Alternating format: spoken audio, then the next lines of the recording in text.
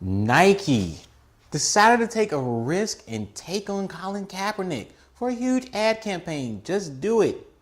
Well, it looks like it's working out because, the fundamentals are looking great and it's only getting better from here. So let's talk about it.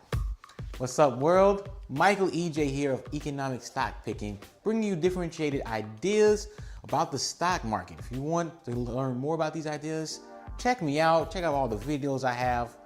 But let's just jump right in. So Nike came on my radar in two different ways. One was, of course, like I mentioned before, the Just Do It campaign with Colin Kaepernick as the face. Highly controversial figure in the NFL. And for me, it's kind of, it all doesn't make sense why people take it so serious, but I get it. Patriotism versus what Colin Kaepernick's really trying to put the message out. We're not going to get political. We're just going to leave it right there. The other thing, however, is this report that was put out by Goldman Sachs, and I think it was like a couple of weeks back, actually. It was about the trends of millennials. The trends of millennials going more into athleisure. So that stuck in my mind a little bit more versus the Kaepernick thing was just kind of like the spark plug that made me look, let's take a look at Nike. And Nike's looking pretty good. As we all know, they are all things athletic gear, and it's mainly footwear. That's 2/3 of their business, primarily in running and training. That makes sense since majority of people, that's what they do and use Nikes for. If you go inside of a Nike clearance store, that's what you mainly see. Of course, me growing up playing a lot of basketball, I know them for that too as well. So own Jordan brand, also got Converse that's in the fold. A lot of people don't think about that. So, they have some brand, strong, and I mean strong brand names, strong brand recognition. And that has carried them through and through. Usually sales through middlemen, mainly like the Foot Lockers of the world, although they're doing more direct-to-consumer work. And sales growth, when you just look at the numbers itself, sales growth looks a little pale, looks a little weak. You're like, this company's not really, they consider themselves a growth company. Everybody wants to be considered a growth company, right? But when you actually look behind the numbers, you can see the growth. You can definitely see it. In the US, things are stale, and that's by far their largest market. But everywhere else, literally just about everywhere else, especially in Asia, they're growing at double digits, growing double-digit clip. And that's just more from the rising living standards in those economies. That's just going to continue to grow, especially with a brand like Nike, who's really focused on that brand globally, putting people on globally for the world to see. So, that really does help with some things. Like I mentioned before, that strong brand is something else. And in terms of competition, everybody will bring up all these smaller names. They only got one true competitor. It's Adidas.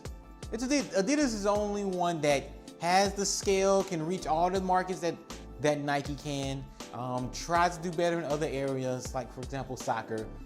I'm sorry, Puma. I'm sorry, Under Armour. Like, you guys just can't compete right now.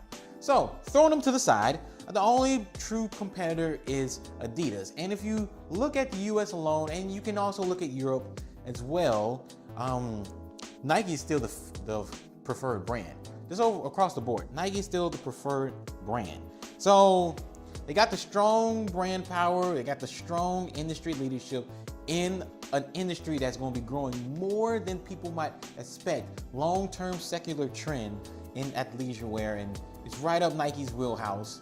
A lot of people just wearing running shoes just because they're stylish. It's been happening with basketball shoes. So this is just going to continue to happen.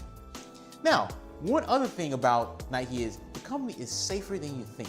Yes, a large mega cap company, right? We all know that. But really, for kind of a retail business or something similar to it, really high returns on capital, pays dividends and buyback shares, so it rewards shareholders, including just announcing a $15 billion buyback as recent as June. So, on the buyback train.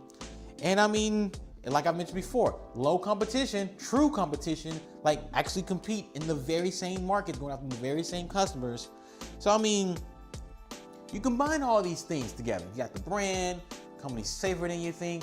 There's more growth than you might think. You put all that together and I see a stock that, okay, the upside might not be like extremely hot, but the downside to me is extremely low, like lower. Like the stock to me is slightly undervalued today, and I can see it easily getting above $100 over the next year or two. Now, that might not excite a lot of investors. That's like, what, about 20% maybe? 20% over the next year or two? Yes, in today's market climate, especially when you need to consider valuations more and you need to really start thinking about downside cases, yes, 20% is good, man. I'm telling you, 20% is good. So that is kind of my thinking on Nike. I mean, before the Kaepernick stuff started to happen, I was thinking about Nike anyway, but taking it to the next level was Kaepernick stuff. Like you saw, like you've seen the headlines. It actually helps sales. So as Nike, in a lot of ways, make their brand stronger, create more of an alliance with customers. I mean, we're in a world where attention matters, and we're in a world where it's better to be loved or hated. I mean, look at our president. Some people despise him, some people love him to death. He made the right marketing choice, no matter what you say about him. He made the right marketing choice. And you're seeing that more and more across different areas in life and in the world today. And Nike's just joining that train, the Kaepernick stuff. And I think that will help propel them in a lot of ways versus what you've seen today. So, I mean, with all this going on, I think Nike is definitely a stock that you need to own. Even if you don't believe in amazing growth, just from the safety of it and how I think it can hold up in any market today. That's all I got for you all. Definitely check out got some new ideas coming. Definitely got some new ideas coming. Probably even some shocking news coming pretty soon too. So make sure to keep that in mind. Look out for that. Name's Michael EJ, and I'll see you in the next video.